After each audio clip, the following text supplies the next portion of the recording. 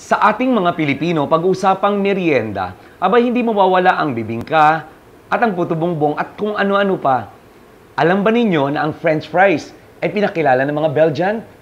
Ang potato chips ay pinakilala ng mga New Yorkers.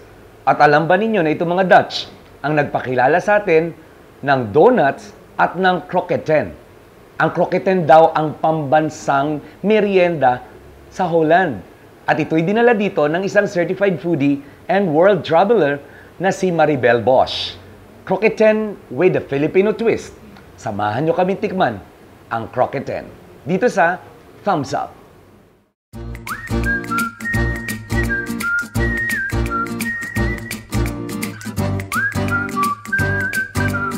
I saw croquetten. I first tasted it year 2000 in Holland when we were on our regular yearly trip to Holland.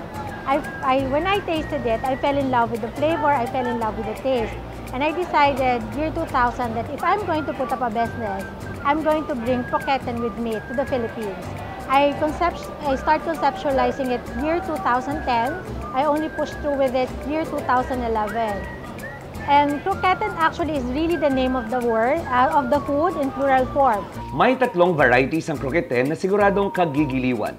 Andyan ang original croquette, ang croquetten bollen, at ang mini bollen. At bawat isa dito comes in a different number of flavors na talaga namang naaayon sa panlasang Pinoy.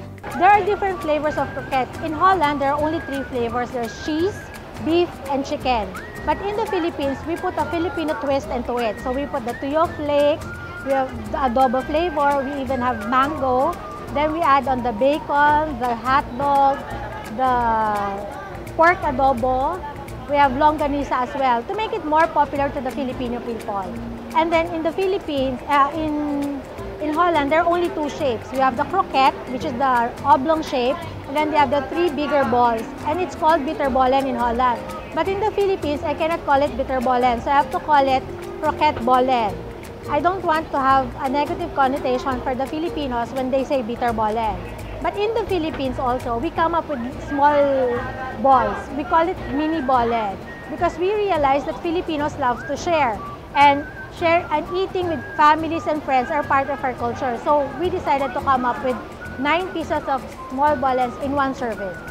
We also, in the Philippines, we also came up with several dips because Filipinos love different flavors.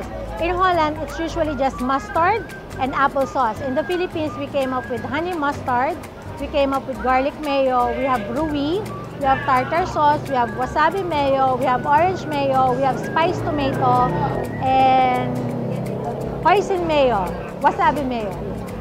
Best of all, sinigurado ni Maribel na mas healthy ang kanyang croquetten dahil niluluto ito gamit ang dekalidad na brand ng pure corn oil. Croquetten is a healthy alternative snack that we're trying to offer for Filipinos out there. Because first, we're not using any cheese flavoring or powder flavoring in our food. We're really using real cheese. We're really using real ground chicken, real ground beef. We're really using adobo, pork adobo. We're really using longanisa and all these ingredients. Second, we use corn oil to fry the food. Even though we're deep fried, we're using corn oil. Corn oil has no cholesterol and less in saturated fat.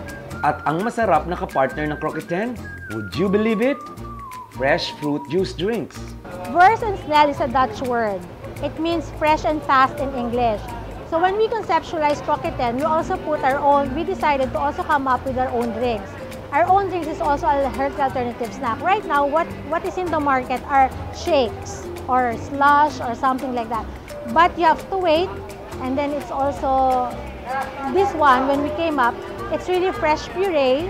We use brown sugar to just enhance the natural sweetness of the fruit, and we use mineral water. We call it fresh and fast because you don't have to wait. It's just dispensed in the juice dispenser.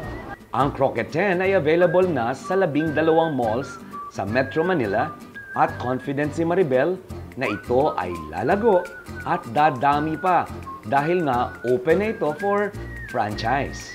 We are also open for franchising. Our franchise turnkey package is 195,000 pesos plus 12% VAT. It includes in the package the 50,000 franchise fee, so there is no more additional franchise fee to be paid. It's already included in the 195,000 pesos. It includes the cart, the food warmer, the juice dispenser, the deep fryer, and the freezer, plus 10,000 initial inventory, plus uniforms and training for your staff and an operation manual.